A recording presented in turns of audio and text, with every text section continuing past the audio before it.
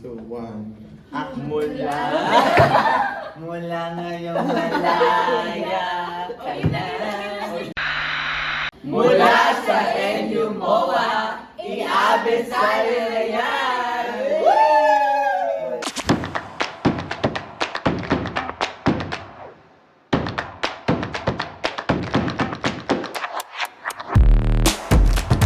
Welcome to Bye-bye, Divas! Ayan! Alright, okay. So yun nga, may nabasa kasi ako sa Facebook, di ba? Alam mo, daming away din talaga eh. So I wrote it down, Down.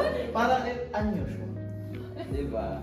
Sabi kasi dito, syempre, nag-aaway-away sila kung ano ang pinagkaiba ng Filipino at saka Filipino with an F, di ba?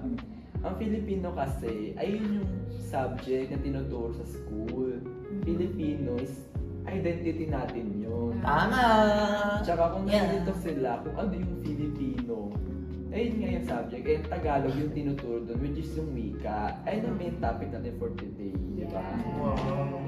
O, kilala niyo ba sino nagtatag ng ano natin, pagbansang Ay, wika? kilala ko yan. Ano? Papa ko, charot. Ang Kaya pala nagtatag.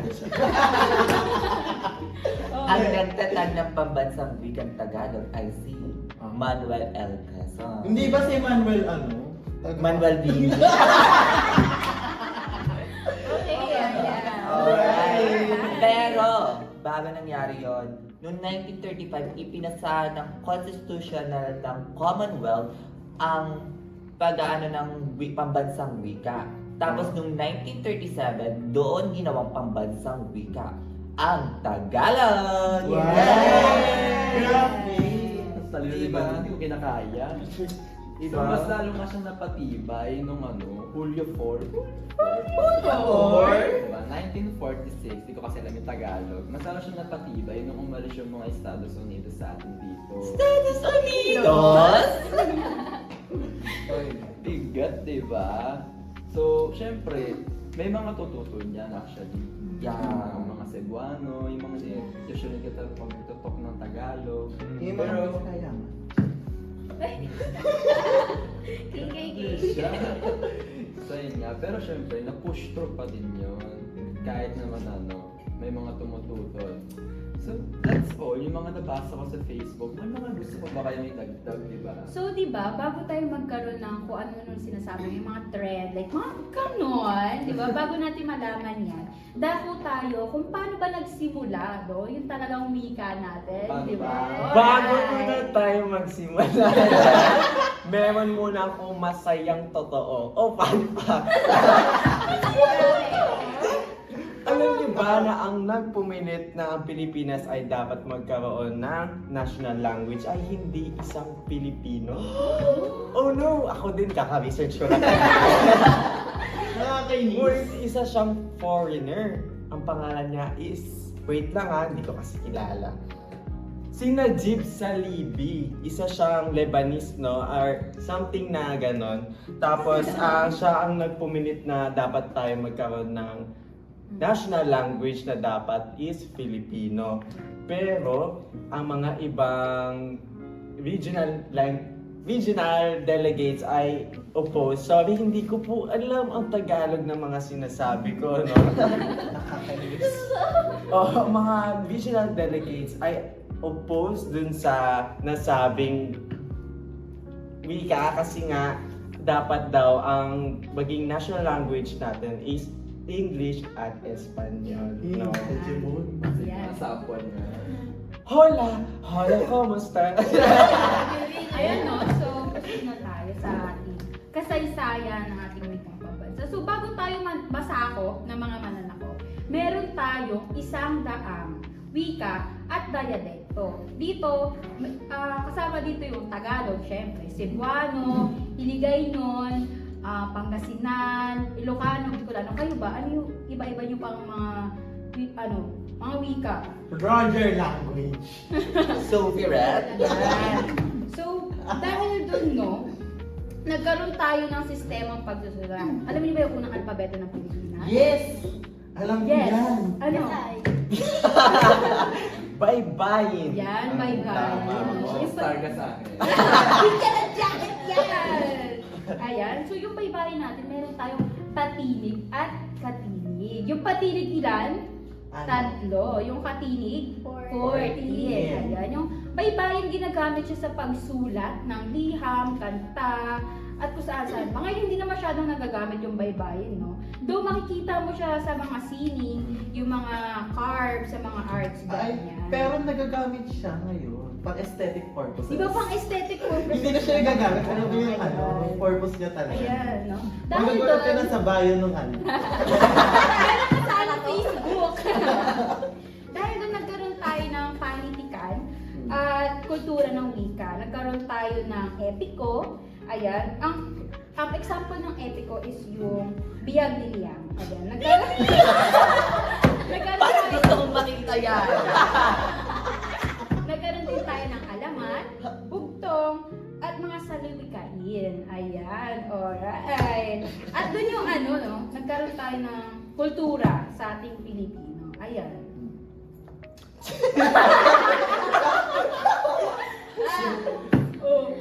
At ngayon, dadako na tayo sa Spanish colonial. Spanish porque contigo. Kumanta siya guys. Nung sinakop tayo ng Spanish colonial period, syempre naapektuhan doon yung relihiyon, yung mga ano natin, especially yung edukasyon nga din. Then during that era, doon na nagkaroon ng unang nailimbag na libro. Alam niyo ba yun? Ano yun? E di yung Kristiyana Doktrina. Ayun, Doktor ba nailimbag yun? siya noong 1953. Kumbaga ano siya, hindi siya, nakasalin siya sa Latin, ganyan, and then especially sa baybayin. And then, ang mga nakasulat doon is about sa relihiyon. And then, kung ano yung Katolisismo, ganyan, kung ano yung naging epekto or naging, tawag doon, impluensya ng Kastila sa panahon natin. Grabe naman siya. Dapat na yung KK talaga yun. KKK. Kulong. Over naman sa sako. Oh. So, sino yung wala dito ngayon? Ayan Bago na. natin sabihin yan, no? May another fun facts o Fun masayang fact katotohanan naman. na naman ang Favorite aming talaga ni Roger yung mga ipapakita fan sa inyo, facts. no? So, alam niyo ba na ang 33% ng Filipinong salita ay ugat sa Espanyol? No, gulat kayo kasi ilang taon na parang ilang taon na tayong sinakop ng mga Espanyol, no? Alam niyo ba kung ilang taon? 333 years. Grabe. Parang si Roger hindi tatagal dun. Oo, kapag bedo agad siya. Joke lang, no? No, pero mahigit 120 years na din ang nakakalipas at hindi pa may mawala-wala ang ugat ng Espanyol na salita, no? Example niyan, Lunes. Parehas! Basta yung ano natin, no? Yung weekdays tsaka days natin. Weekdays and days? Oo. May similarity sila nung Espanyol at saka Tagalog, no? So yun, sino nga ba ang late at wala dito? At dahil dyan, tawagin na natin ang paborito, Paborito natin. Mars Camille Prats! So, roll BTR! Hi! Asan naman siya? Hello. Hello! Telang Kate. FB10. Eh! Andiyan na yung pambansang Mars! Sorry, nalita ko. Diba? Atin ka. So, anong share mo sa amin ngayon? So, ayun nga. Kahit ang mic mo. So, ayun nga, yung sa pambansang ano tawag doon?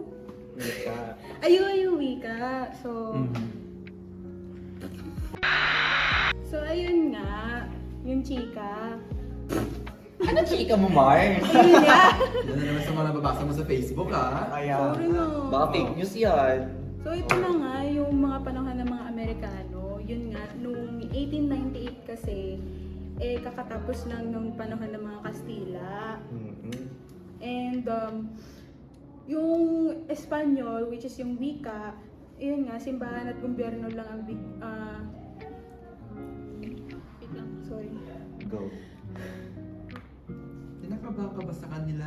Ano sabihan sa kanila? KKK! Kulong!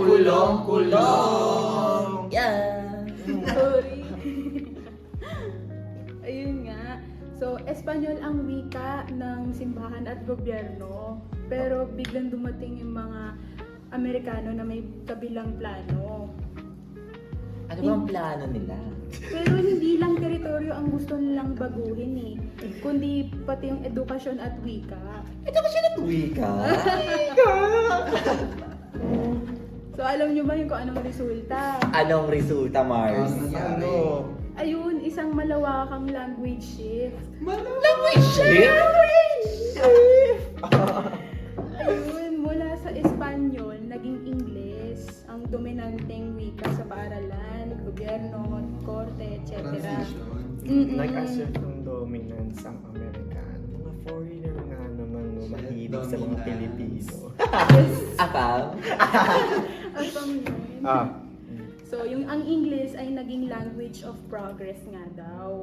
Kaya maraming natututong magbasa, magsulat, makipag-usap, gamit ng Malaki din English. naman palang maitulong, no? So, dito rin nagsimula yung tinatawag ng bilingualism sa Pilipinas. Ano ba yun? Ano ba yung bilingual? Ano ba yun? Ako, bye. Sarili. Yung marunong sa katutubang wika at Ingles. Ayun. Yun pala ang bilingual. So, multilingual pala ako, no? Espanyol, English, pati Tagalog. Hindi Yung wala. masaming Hola, kamusta? natututunan Hello. na. Oo. Oh, ano ba? Ngunit, Ano ba? paano nga ba na paano nga ba na isa katuparan ang malawakang pagbabago? O paano? Tell me. Paano? Tell me. So, noong 1901, dumating ang barkong Usat Tomas, dala ng mga Tomasites. Tomasites?